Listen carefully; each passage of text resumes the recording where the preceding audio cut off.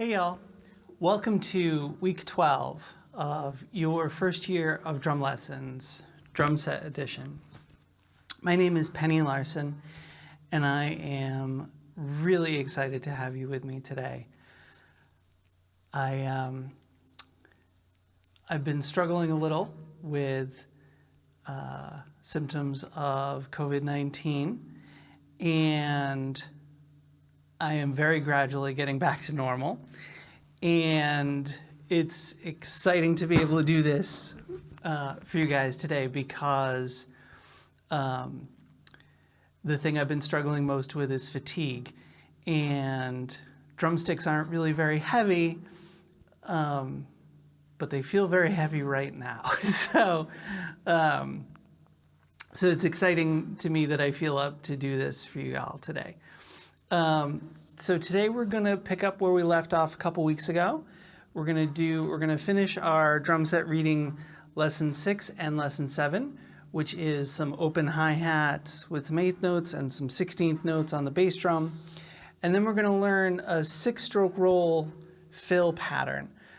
I think it's important to start using some of those rudiments that we've been learning on the drum pad, on the drum set. And I'm going to teach you a pattern that one of my mentors, Dick DeCenzo, taught me and has in his book. And as always, it's a real honor to pass on anything that I learned from Dick DeCenzo. He was a special cat. Okay, so let's just jump in. Hopefully, if you guys didn't get this last time, this will be down below. A link to a PDF will be down below in the doobly-doo. So this is reading lesson 6. We're going to have some more open hi-hat patterns. Last time we did the first 6. Now we're going to do the next 5. 1, 2, 3, 4, 5. Yeah, we're going to do 7 through 11. And these are 2-bar patterns. So the open hi-hats are going to come a little bit, they're going to happen maybe a little bit more in awkward patterns and in awkward ways. And if you get confused at all, remember a few weeks ago, we broke down how all of these patterns work individually, right? There's the hi-hat's going to open either totally by itself, right? And just I'm going to open the hi-hat on an 8th note when I'm playing, and I'm going to close the hi-hat on an 8th note when I'm playing without the snare or bass drum at all. And that hopefully should be super simple, right? But then the other options are I'm going to open the hi-hat with the bass drum and then close it after the bass drum. I'm going to open the hi-hat before the bass drum and close it with the bass drum. Or same thing with the snare. I'm going to open it before the snare and play and close it with the snare. Or I'm going to open it with the snare and close it after the snare. And of course, those things can bump up against each other too. So I could also have a pattern where I'm opening the hi-hat when I play the bass drum and then closing it when I play the bass drum too. So, but there's only so many of those patterns. And like I said, we went over them a few weeks ago. So if these are overwhelming, go back and review, and then you can put those patterns into context. Okay? But so let's just jump in. Number 7, because we did the first 6 last time. So number 7 on drum set reading lesson 6, I've got a pretty simple bass drum pattern. The open hi-hat on the and after 4 in the first measure then leads into a rest with the bass drum on beat 1 in the second measure. So that's one of those times where I was saying I'm going to open the hi-hat and close it with no real implications from the bass drum or snare drum, right? And then I'm going to open it a couple times with the bass drum and then open it leading back into the beginning. And so that sounds like this. 1 and 2 and 3 and 4 and.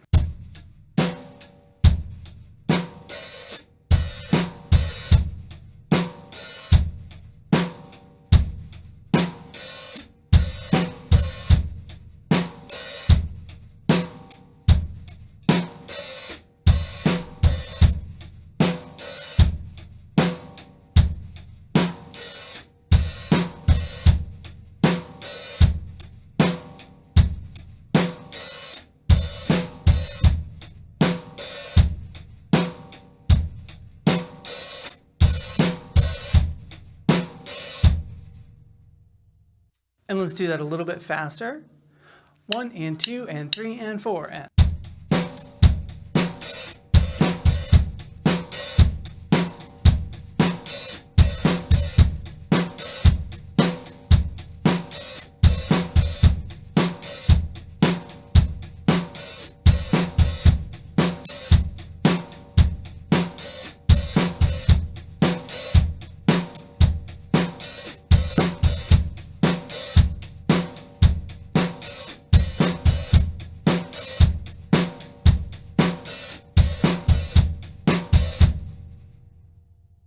Okay, now number 8, the hi-hat focuses on opening with the bass drum and opening with the snare drum. And that sounds like this. 1 and 2 and 3 and 4 and.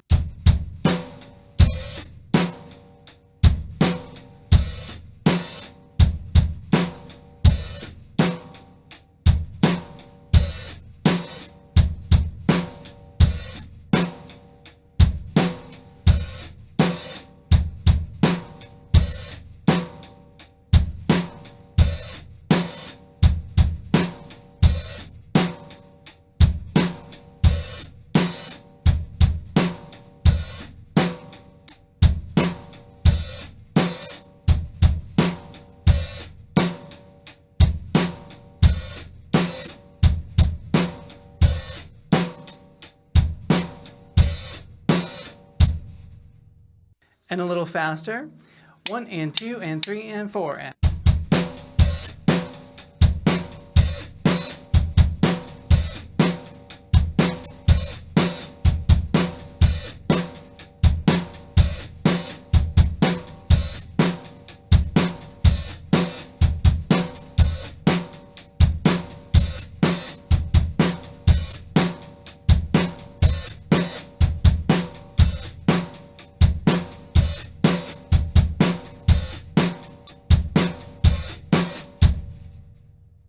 Okay, so now number 9, we've got an extended pattern of offbeat bass drum notes with the hi-hat opening on all of those, which means the hi-hat, right, when the hi-hat is opening on the offbeat 8th note, that means it's closing on the downbeats, right?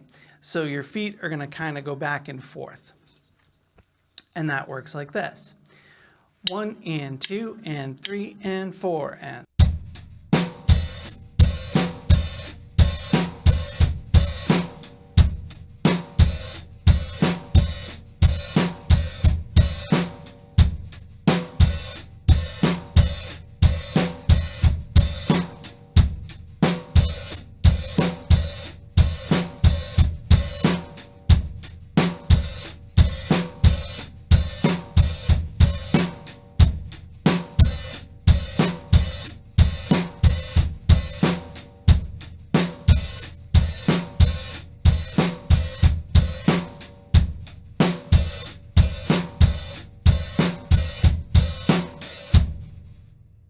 And a little faster. 1 and 2 and 3 and 4 and.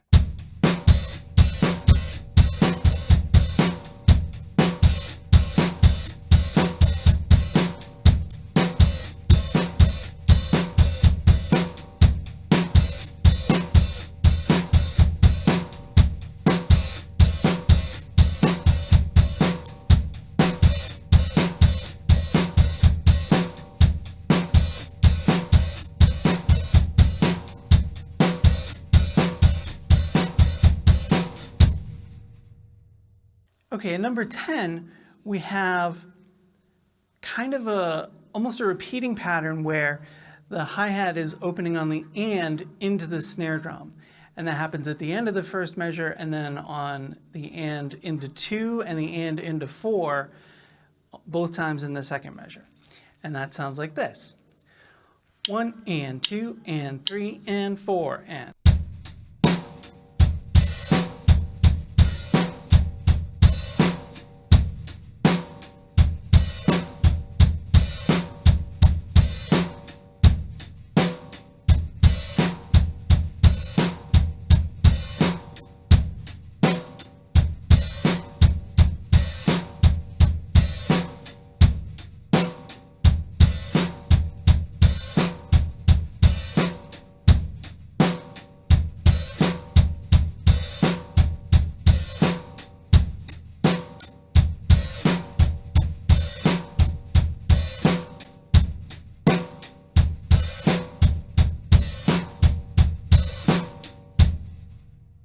And a little faster.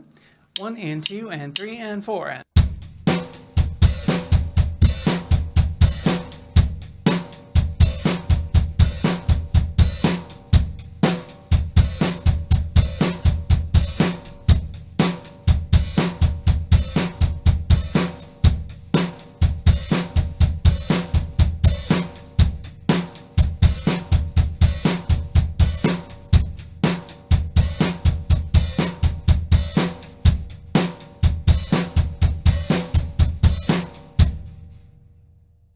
Okay, and then finally, number 11, mostly the hi-hat is opening with the bass drum.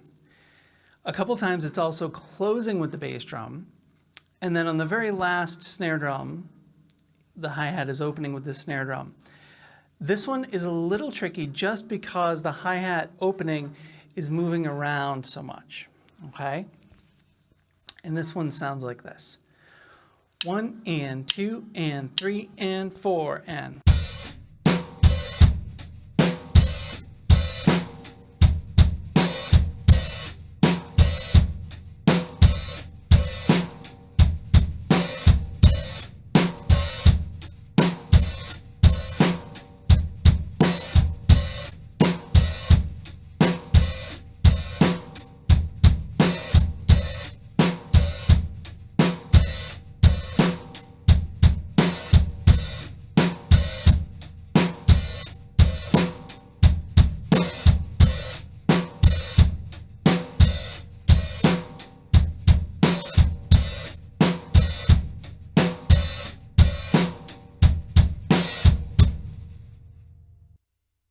And a little faster. 1 and 2 and 3 and 4 and.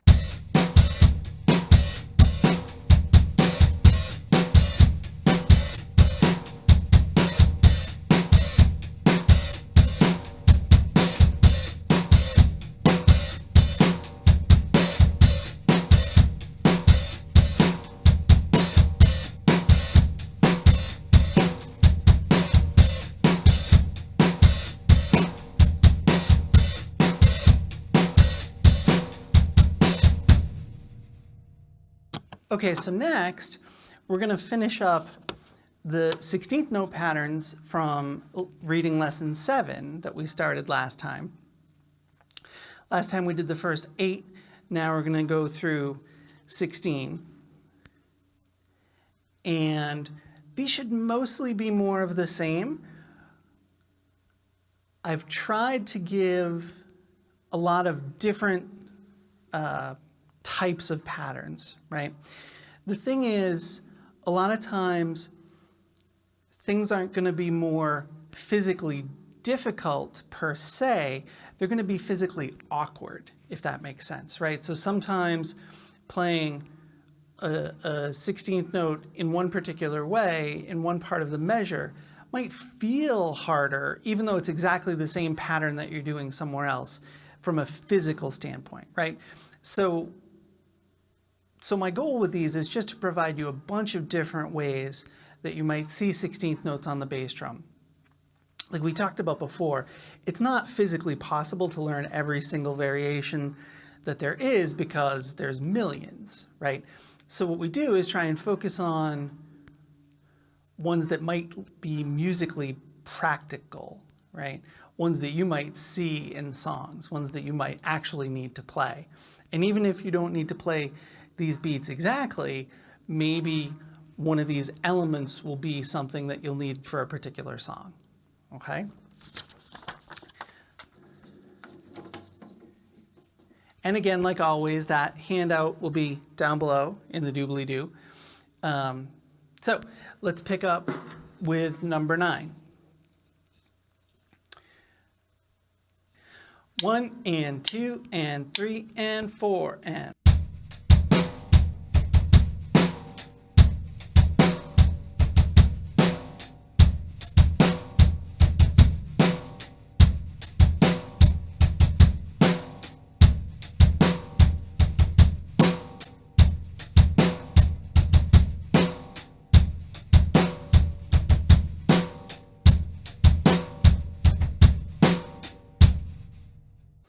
And a little faster. 1, 2, 3, 4.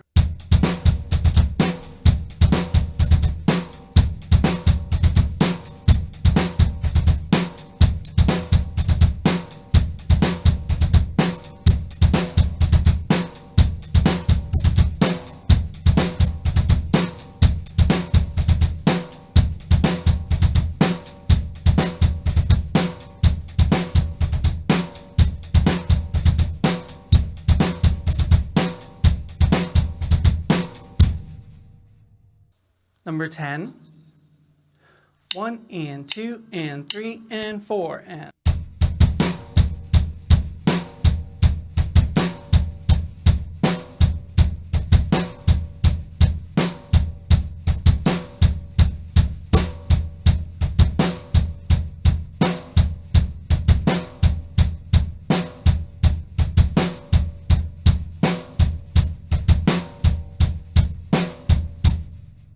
And a little faster.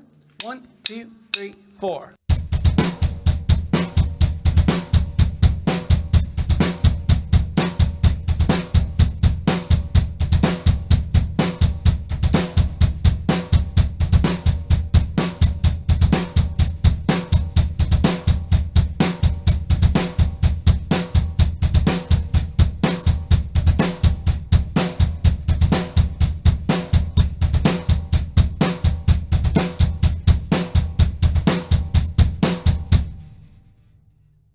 Okay, so number 11, we've got a 16th note right after beat 2 on the bass drum. So you have to make sure that you're ready for that, right? That can pose problems if you're not thinking ahead. A lot of the times playing things correctly from a timing standpoint means thinking ahead, right? If you're thinking about what you're playing now, it's very difficult to keep up with that, right? Because that means constantly thinking in real time as the music's going by. And I don't want to say that's impossible, although I was taught that it's impossible. It's certainly very, very, very difficult, right? I would recommend that you're thinking ahead, right? When you're reading music, you should be reading ahead. And when you're playing music, you want to be thinking ahead, because so much of what we've talked about is physical preparation, right? Whether it's upstrokes or how you're moving your feet or whatever, you're trying to get your body in the right position to play something, right? And if you're not thinking ahead, you're constantly going to be playing catch up, okay? So number 11 is a great example of that 16th note right after the snare drum. That's a time when you really need to be ready, okay? And that sounds like this. 1 and 2 and 3 and 4 and.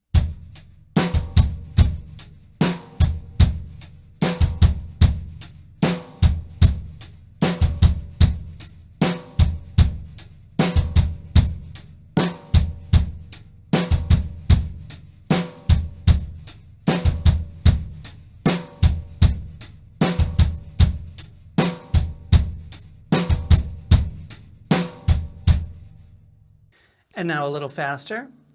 1, 2, 3, 4.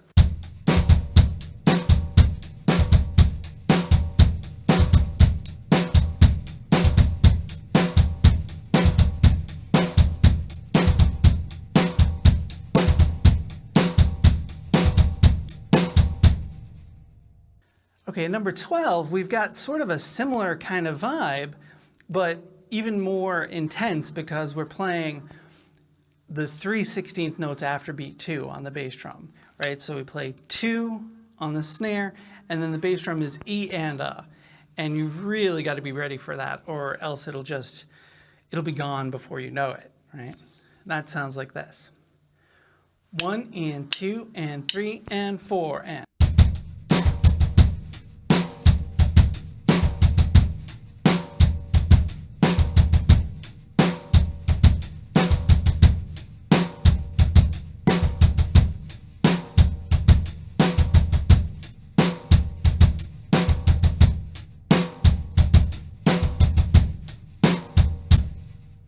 And a little faster. 1, 2, 3, 4.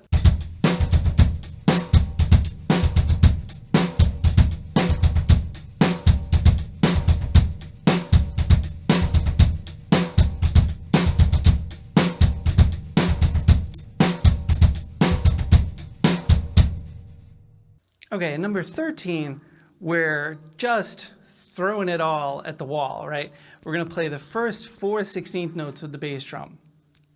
This is a pretty intense thing to do with a single bass drum, but I really recommend, even if you have a double pedal or 2 bass drums or whatever, that you work on patterns like this with just your bass drum foot as a single entity, right? Just because you have that double pedal doesn't mean you want to rely on it. You want to develop your single bass chops along with any double bass stuff that you do. Okay, so number 13 sounds like this. 1 and 2 and 3 and 4 and.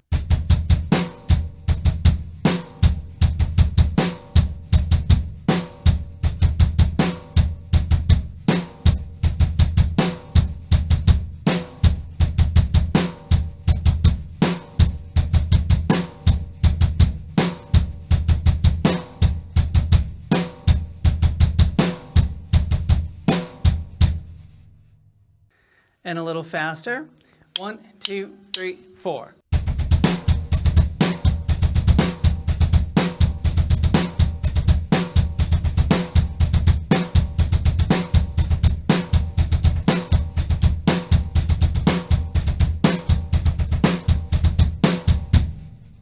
It does get pretty intense playing 16th notes like that with just the right foot. Okay, number 14. We've seen both of these patterns before. Again, a lot of these, it's not so much about trying to work with every single variation as much as it is just giving you some different things to look at, different patterns to learn, so that when you work on songs, you have this vocabulary to pull from, okay? Number 14, 1 and 2, 3 and 4 and.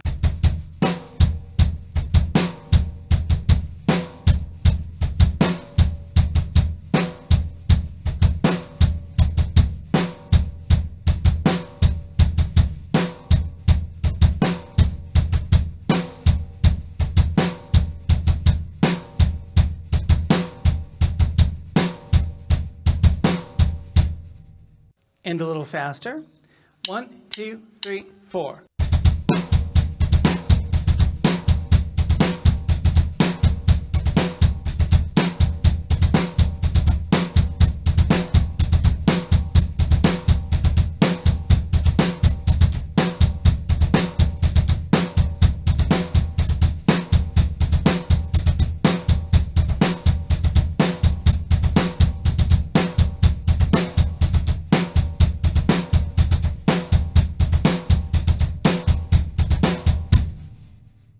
Okay, number 15, we've got some offbeat 16th notes rolling along. So the bass drum is going to be playing after 2, or even before 2.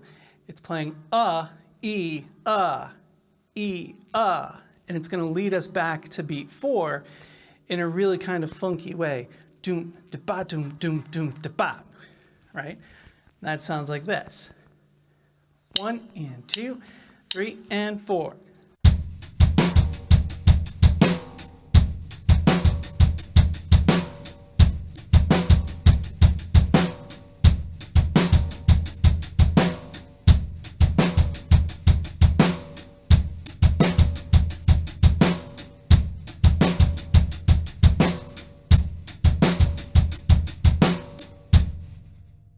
This one has almost a rolling pattern between your right hand and your right foot. You're playing right hand, then right foot, then right hand, then right foot, over and over again. And it's important that you keep those notes even so you get the and pattern nice and steady. A little bit faster, this one sounds like 1, 2, 3, 4.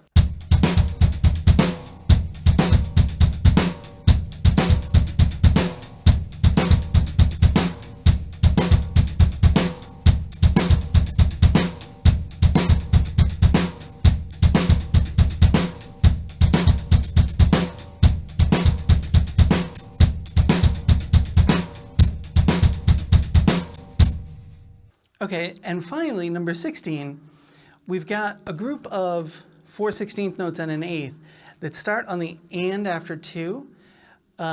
we've played this pattern before already, the 4/16 notes together in number 13, but we played them on the beat. So here we're playing 4/16 notes together leading into an eighth note on the bass drum. So we're playing 5 notes in a row with the bass drum. But because it's on the and, it feels a little different, okay? And that sounds like this. 1 and 2 and 3 and 4 and.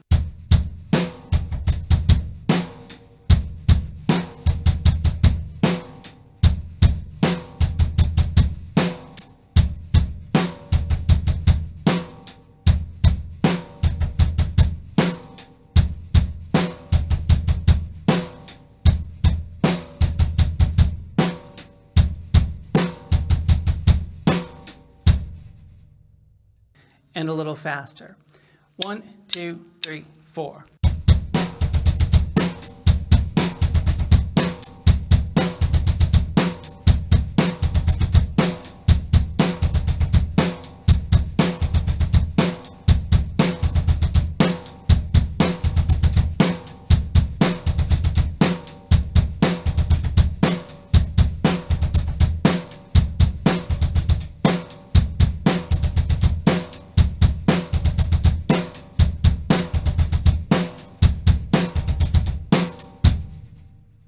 Okay, like always, play these at a bunch of different tempos, right? I'm playing them at kind of a moderate tempo and then a fast tempo for you, but you should be able to play these super slow to super fast, right? Our goal is, you know, it's unusual for a song to be 40 beats a minute, but it's not unheard of. So 40 beats a minute is a nice kind of bottom. And then, you know, there are songs that go 260 beats per minute, right? Not usually, and not usually rock songs. Usually this kind of eighth note music is going to be more limited in like the 160 to 180 range. But even these with the intense 16th notes on the bass drum, you should be trying to push towards 140, 160, that kind of thing. Some of them are silly at that tempo, right? So use your best judgment, but play them at a bunch of different tempos. Certainly between 60 and 140, right? Certainly that should be a range that you're shooting for.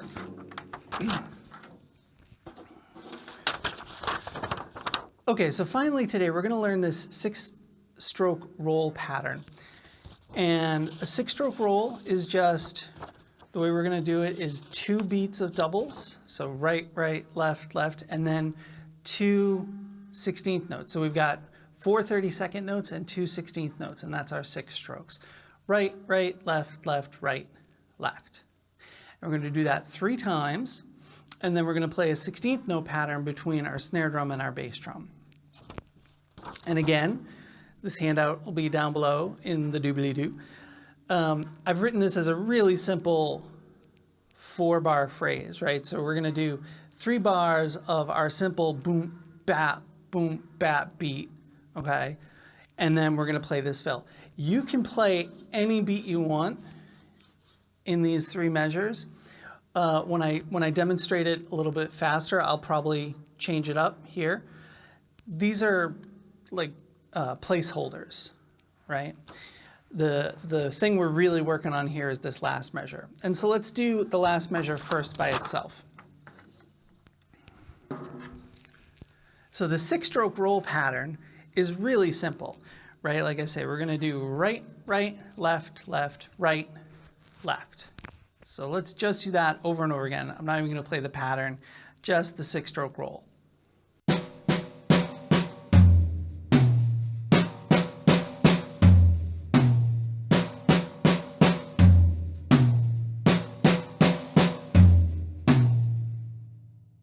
Now I'm going to do that again. I'm gradually going to speed it up.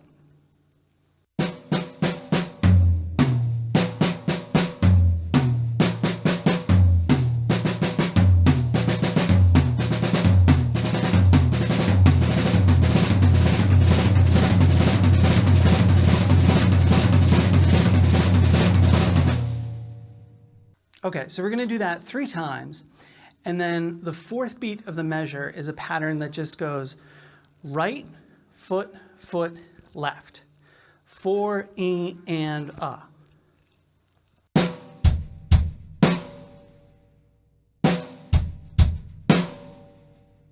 Okay, so I've got the 3 beats of 6-stroke roll, and then that pattern at the end.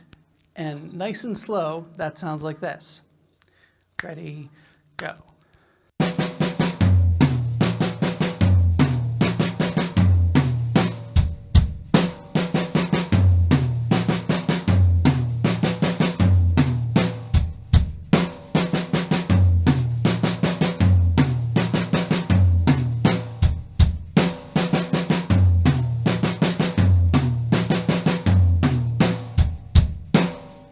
So if I add the beat at that tempo,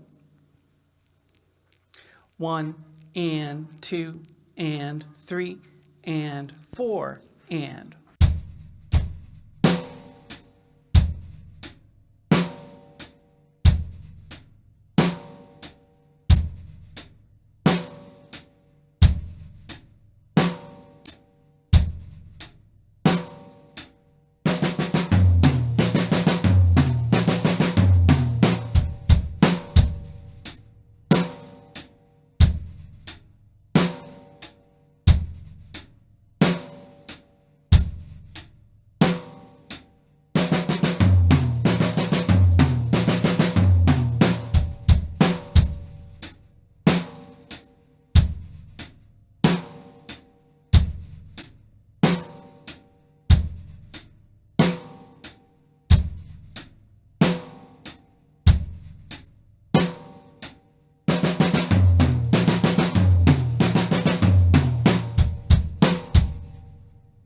So then a little bit faster.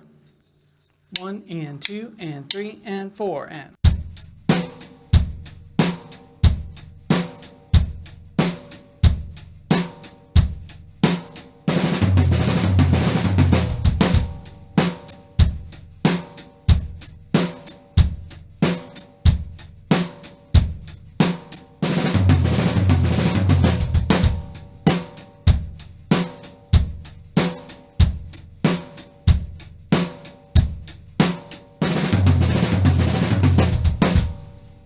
Okay, so I'm going to do it a teeny bit faster, not too much faster, but I'm also going to change up the beat that I'm playing. I'm not going to play just the beat as written, so you can see what it might look like when you start to add things up. I might do a crash at the end of it too, which is a really common thing to do, going back into the 4-bar phrase, which we haven't really talked much about, but it's a pretty standard thing. So teeny bit faster, not too much faster, but more going on with the beat. 1, 2, 3, 4.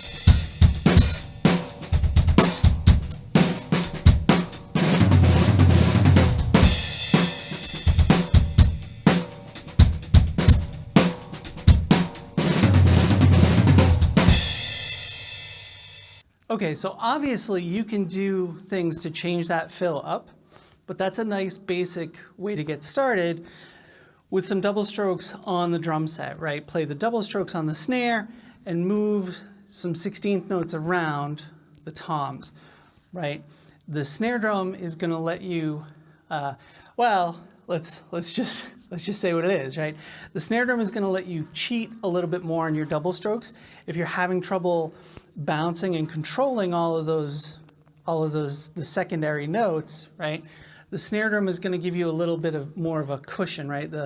If a drum works like a trampoline, a snare drum has a little bit more bounce to it than the toms. And so when we start trying to do double strokes on the toms, that's less forgiving, right? So this is a nice start. Play the doubles on the snare, move the single notes around the toms, and that's a way to ease into doubles on the drum set.